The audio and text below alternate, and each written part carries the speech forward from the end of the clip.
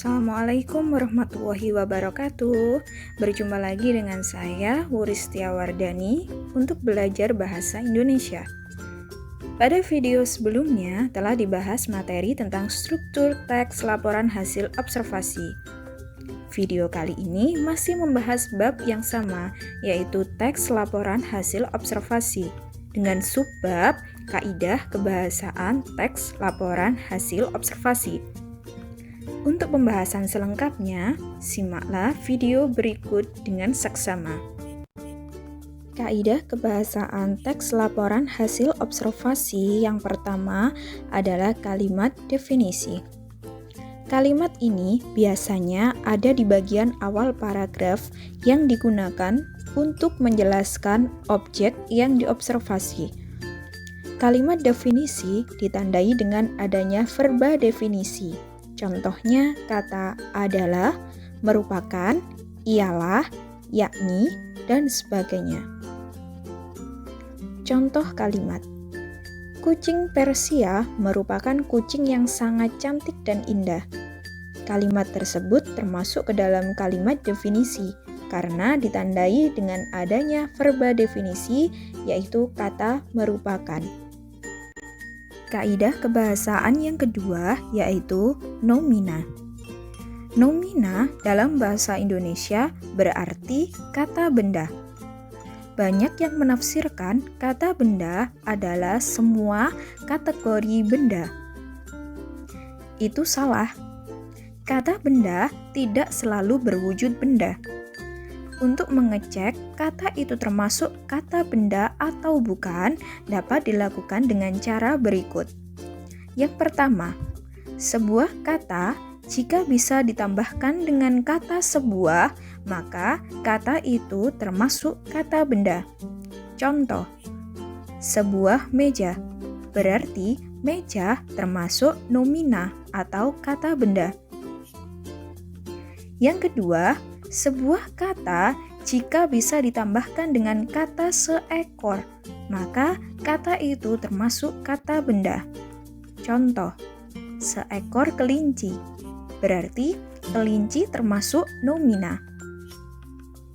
Yang ketiga, sebuah kata jika bisa ditambahkan dengan kata seorang, maka kata itu termasuk kata benda.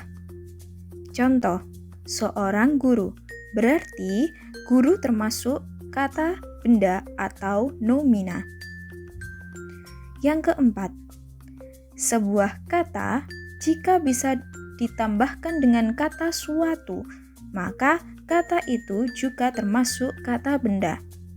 Contoh, suatu hari, berarti hari termasuk nomina. Kata benda atau nomina tidak hanya bisa dicek dengan 4 kata tersebut, tetapi juga bisa dicek dengan kata selembar, seikat, dan sebagainya. Kaidah kebahasaan yang ketiga adalah adjektiva. Adjektiva adalah nama lain dari kata sifat. Adjektiva digunakan untuk menerangkan kualitas. Contohnya, kata bagus.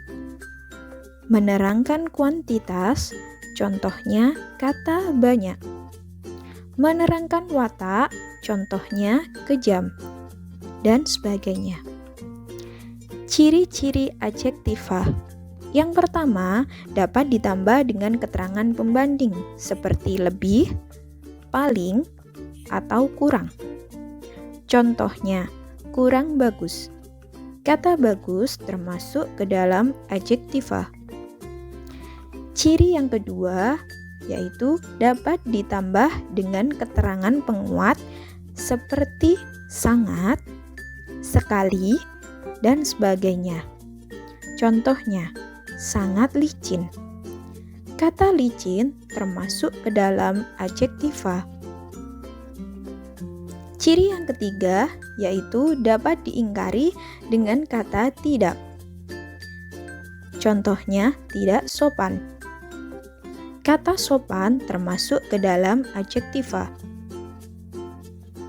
Ciri yang terakhir dapat dibentuk dengan pola awalan se diikuti dengan reduplikasi atau pengulangan kata dan diakhiri dengan akhirannya. Contohnya, setinggi-tingginya. Kata tinggi termasuk ke dalam adjektiva.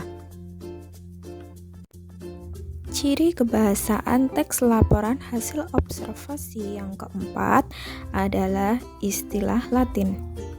Istilah Latin sering dijumpai dalam teks laporan hasil observasi. Biasanya, objek yang diobservasi dijelaskan dengan istilah atau nama Latin. Contoh kalimat: Rafflesia adalah salah satu tumbuhan parasit tropis yang termasuk ke dalam suku Rafflesiaceae. Kata Rafflesia dan Rafflesiaceae termasuk ke dalam istilah Latin. Kaidah kebahasaan teks laporan hasil observasi yang kelima adalah kata pengelompokan. Karena teks laporan hasil observasi memuat klasifikasi atau pengelompokan, maka di dalam teks pasti ditemukan kata pengelompokan. Kata tersebut contohnya terdiri atas, terbagi, dan sebagainya. Contoh kalimat: bagian otak besar terdiri atas dua belahan, yakni otak bagian kiri dan kanan. Kata terdiri atas termasuk kata pengelompokan. Kaidah kebahasaan yang terakhir adalah kata umum dan kata khusus. Kata umum adalah kata yang cakupan maknanya lebih luas. Sedangkan kata khusus adalah kata yang cakupan maknanya lebih sempit. Pemahaman sederhananya, kata khusus merupakan bagian dari kata umum. Contohnya, jeruk merupakan bagian dari buah-buahan, sehingga jeruk merupakan kata khusus dan buah-buahan merupakan kata umum.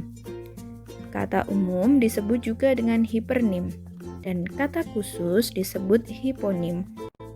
Demikianlah pembahasan tentang kaidah kebahasaan teks laporan hasil observasi.